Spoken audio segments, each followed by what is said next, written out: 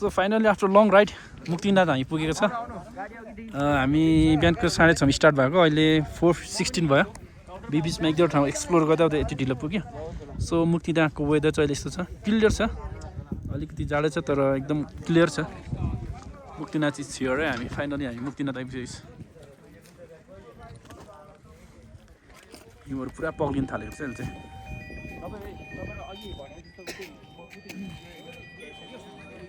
अब हामी यहाँदेखि होटल जान्छ, होटल अलरेडी रिजर्भ गरेको छ, होटल जान्छ अनि होटल गइसकेपछि हामी मुक्तिनाथ मन्दिर जाँदैछ।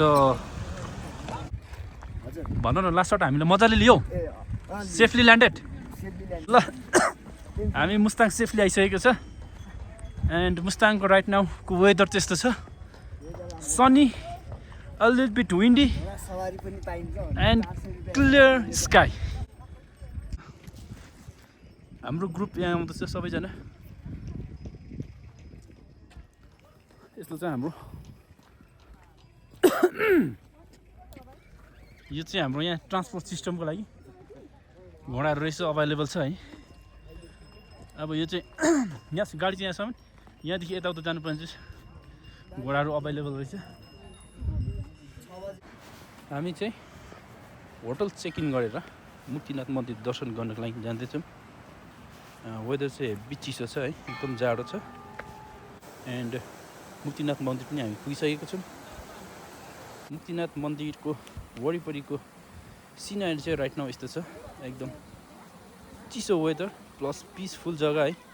त्यो पारी सनसेट पनि देख्नु हुँदैछ र हामी आज नै यो मुक्तिनाथको धारामा नुहाउने र तलको पोखरीमा डुब्ने हामीले सल्लाह भइसकेको छ। लेट्स सी कस्तो हुन्छ।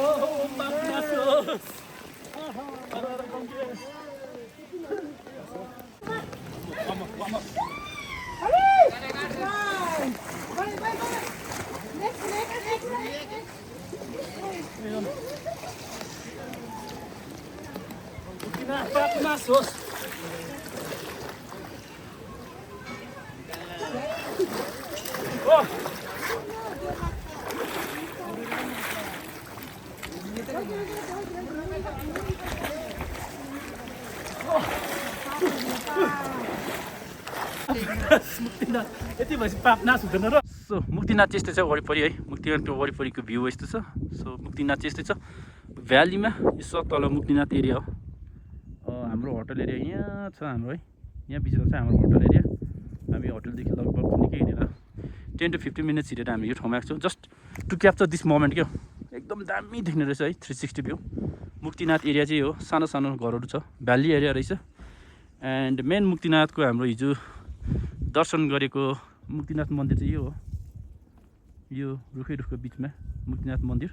अन्त मुक्तिनाथ जानु चाहिँ तपाईँको यो हाम्रो भ्यालीबाट हुँदै हुँदै हुँदै त्यो घरहरूबाट बिच सडक छ, त्यो रोड हुँदै हुँदै हुँदै हुँदै हुँदै यो परदेखि चाहिँ गुम्बा हो।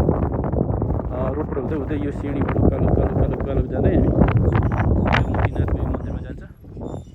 सो राइट नाउ हामी यो एउटा सानो मेबी गुरु रूप चाहिँ होला, यहाँ छ। Windy morning at Muktinath right now, एकदम विन्डी छ, लुङदाहरू एकदम परर धजाइरहेको छ। कसले लाउनु भएको लुङदा है, दामी फरर हावाको झोकामा रमाइरहनु भएको छ। एन्ड हामी माथि गुरु रिम्पोछेको एउटा मूर्ति रहेछ, त्यहाँ पनि यसमा दर्शन गर्ने भन्दैछ है। यस्तो चाहिँ मुक्तिनाथ चाहिँ। यो ठाउँ चाहिँ एकदम पिसफुल छ है, चारैतिर सेतो हिमाल, अन्त बिचबिचमा यसरी लुङदारहरू है, ध्वजाहरू हावामा मजाले फरफराइरहेको एकदम शान्ति जग्गा।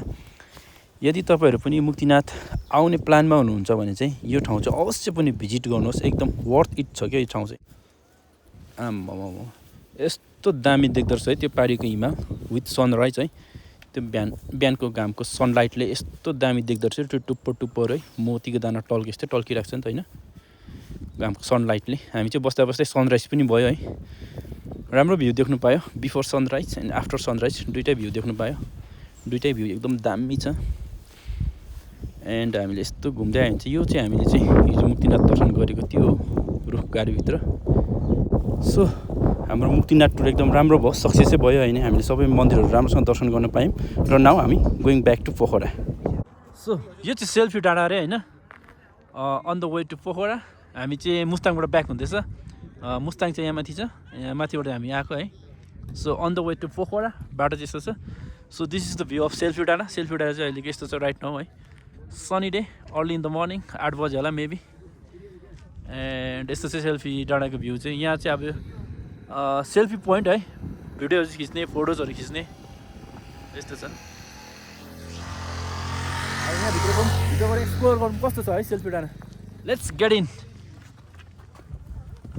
इन सेल्फी डाँडा यहाँ घोडाहरूमा याकहरूमा चढेर फोटो पनि खिच्नु पाउँदैछ नि त होइन कसरी गोटा याकमा चढेको 100 रुपैयाँ घोडामा चढेको 100 रुपैयाँ 100 रुपियाँ गोटा लु everybody get in the ride on त या भन्दा भइहाल्यो ओ भाइ उतल चाहिँ के अरे यहाँ तल ए Kagbeni okay the famous Kagbeni चियर है so this is the view of Kagbeni है कागबेनी इज अल्सो भ्याली हामी जाने बाटो चाहिँ हुन्छ है पोखरा जाने रुट चाहिँ हो टट्ट टट्ट टट्ट हुँदै तल त्यो कागबेनी पनि हुँदै जान्छ हामी त्यो बाटो हुँदै जान्छ हामी Pokhara so right now selfie डाँडाको भ्यू चाहिँ यस्तो छ है a windy clear morning from Selfie डाँडा